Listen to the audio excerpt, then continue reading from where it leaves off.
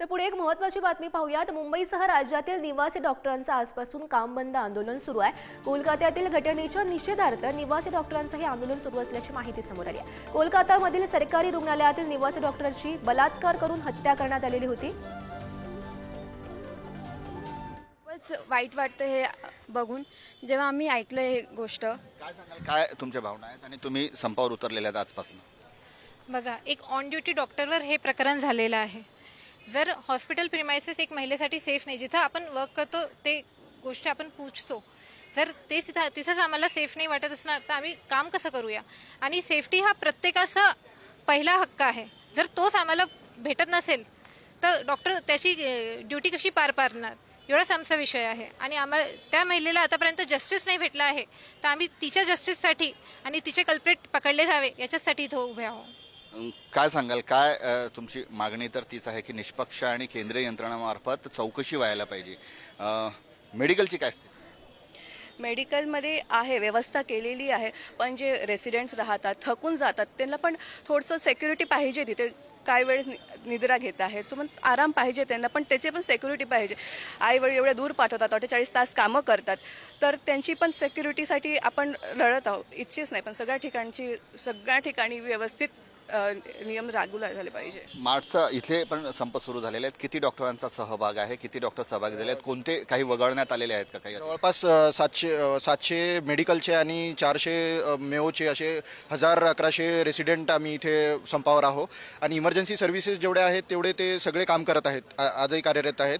फक्त आम्ही OPDs आणि इलेक्टिव्ह ज्या सर्व्हिसेस आहेत त्या बंद केल्या आहेत। आणि जे आमची जी बहीण आमच्या याच्या फॅकल्टीची, तिच्यावर जो अन्याय झाला तो इतका क्रूरनायक आहे की निर्भयासारख्या त्या घटनेला आपण रिलेट करू शकतो। काय मागणी राहील तुमची आणि कधीपर्यंत हा तुमचा संप सुरू? ॲक्च्युली मला एक बोलावंसं वाटतं की एखादी महिला डॉक्टर, रेसिडेंट डॉक्टर जे होते, JR2 समजा ती JR2 होती, तर ज्युनियर रेसिडेंट सेकंड इयरपर्यंत जास्तोपर्यंत तिला एवढ्या प्रयत्नातून जावं लागतं, म्हणजे तिला अतोनात मेहनत घ्यावी लागते, पूर्ण अभ्यास करत तिचा दिवस रात्र ती ही करते। कशासाठी?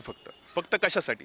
तिची एक हळहळ असते किंवा आतून एक इच्छा असते की बाबा समाजाला समाज उपयोगी व्हावं, प्रत्येक रुग्णाला बरं करावं, कुणी पीडित राहू नये, ही तिची इच्छा असते। आणि विचार करा, अशा महिलेबरोबर जर ही घटना होत असेल आणि त्याची दखल जर सरकार घेत नसेल तर किती दुःखद बाब आहे। मला एक सांगा, एवढ्या घटना होतात, त्या घटनेबद्दल निषेध व्यक्त होतात, कॅन्डल लाईट मार्च होतात समाजामधून, किती ह्या घटनेबद्दल अवेअरनेस झालं? त्याबद्दल नाही झालं। तर ह्या गोष्टीबद्दल जर कोणी पुढं येणार असेल, आता ही आमच्यातलीच एक रेसिडेंट आहे, तर आमच्यातलाच एक भाग आहे, ही घटना तिकडं झाली आहे, कधी इकडे येऊ शकते, कुठेही येऊ शकते ती गोष्ट। तर यासाठी प्रयत्न कोण करणार? तर आम्ही मेडिकल फॅटर्निटी करणार। आणि प्रयत्न जर कसे करायचे, तर सरकारला जाग कधी येणार? जर त्या सुविधा थोड्याफार कळाल्या, त्यांना आमच्याबद्दल महत्त्व कळालं, डॉक्टरबद्दल महत्त्व कळालं। आज समाजामध्ये म्हणतात की डॉक्टर देव आहे। मला सांगा, देवाबद्दल असं कोणी विचार करू शकतं का? नाही ना। तर गोष्ट अशी की आम्हाला ह्याबद्दल लवकरात लवकर न्याय हवा आहे। आणि मागणी एवढीच राहील की त्या महिलेबद्दल तिचा पूर्णपणे सोक्षमोक्ष लागावा। भरपूर न्यूजमध्ये असं येत आहेत की त्या घटनेमागं भरपूर मोठे पॉलिटिकल हे आहेत, कनेक्शन्स आहेत। तर त्याचा विचार न करता ती एक डॉक्टर आहे, ती एक समाज उपयोगी पिलर आहे। मला एक सांगा, कुठल्याही समाज उपयोगी पिलरला किंवा गव्हर्नमेंटच्या सर्व्हिसेसमधील कुणावरही हात टाकला तरी कठोर ते कठोर शिक्षा आहेत।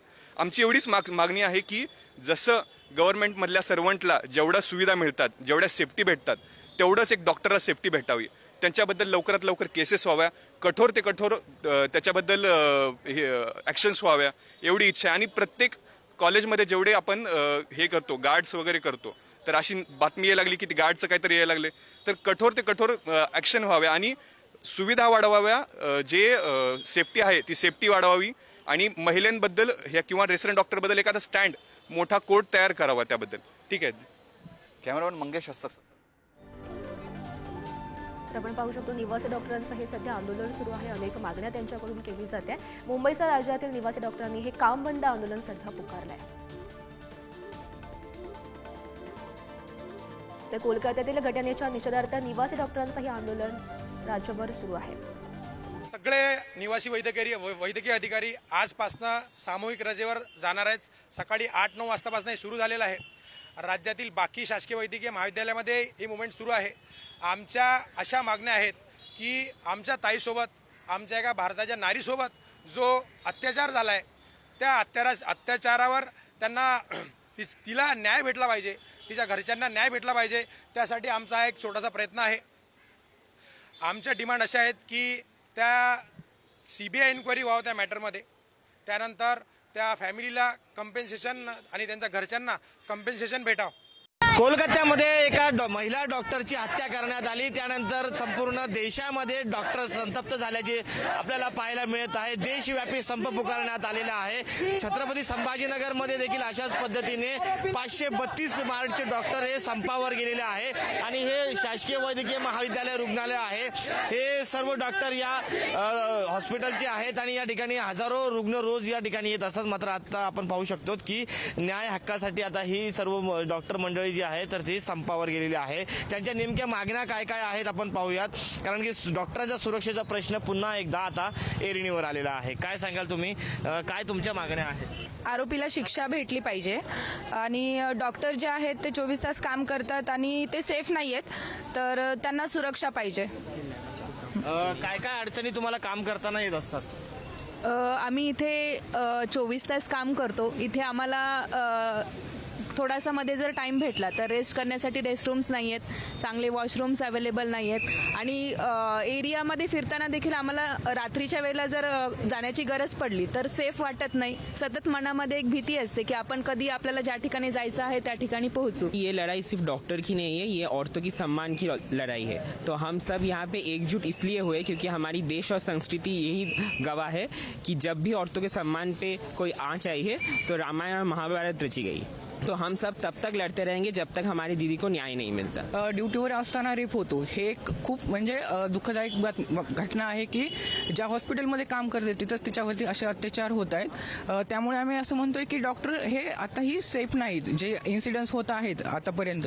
तर आमची एवढीच मागणी की जे काही आतापर्यंत जे आरोपी आहेत त्याला शिक्षा झालीच पाहिजे. कॅमेरा पर्सन अमोल वागुलेसह मी सचिन जिरे, पुढारी न्यूज, छत्रपती संभाजीनगर.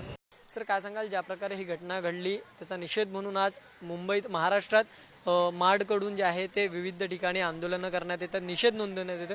काय प्रतिक्रिया? ॲक्च्युली ही जी घटना घडली ती खूपच दुर्दैवी होती आणि त्याच्यासाठी आम्ही देशभरामध्ये पूर्ण रेसिडेंट डॉक्टर्स जे आहोत ते सध्या एक मागणी करत आहोत की बाबा त्या महिलेला जे आहे, महिला डॉक्टर आहे, तिला योग्य तो न्याय मिळावा.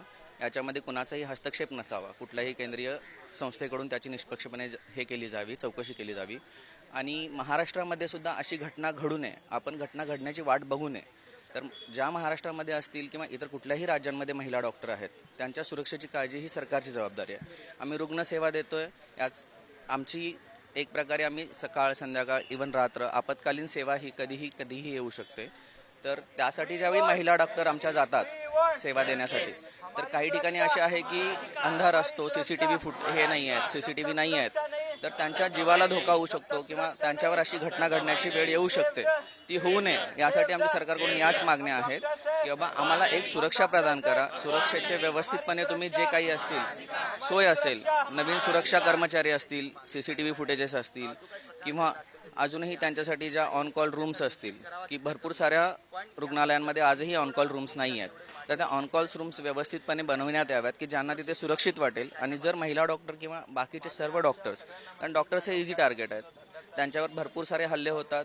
दर 7 दिवसाने 10 दिवसाने कधी ना कधी आपल्याला ही बातमी ऐकायला मिळते की डॉक्टरांवर हल्ले होतात. तर हे कुठेतरी थांबलं पाहिजे, कारण आम्ही आमचा जीव धोक्यात घालून रुग्णांची सेवा करतोय, कुठेही रुग्णसेवेला अडथळा नाही येऊ देत आहे. आजही आम्ही जरी संपावर असलो तरी आपत्कालीन सेवा आम्ही कुठेही बंद नाही केलेली आहे. जे काही लोक आपत्कालीन सेवेमध्ये येतात त्यांना आम्ही सेवा प्रदान करत आहोत. तर सरकारकडून हेच मागणं आहे की आम्ही जर आमचा जीव धोक्यात घालून काम करत आहे तर तुम्ही सुद्धा आमच्या जीवाची काळजी घेतली पाहिजे. आमच्यासाठी व्यवस्थितपणे सुरक्षा तुम्ही दिली पाहिजे, आमच्या सुरक्षेचा विचार तुम्ही केला पाहिजे. आमच्या लोकांनाही 18-18, 20-20 तास जे काम करतात त्यांच्याही मानसिकतेचा विचार केला पाहिजे, त्यांचेही कामाचे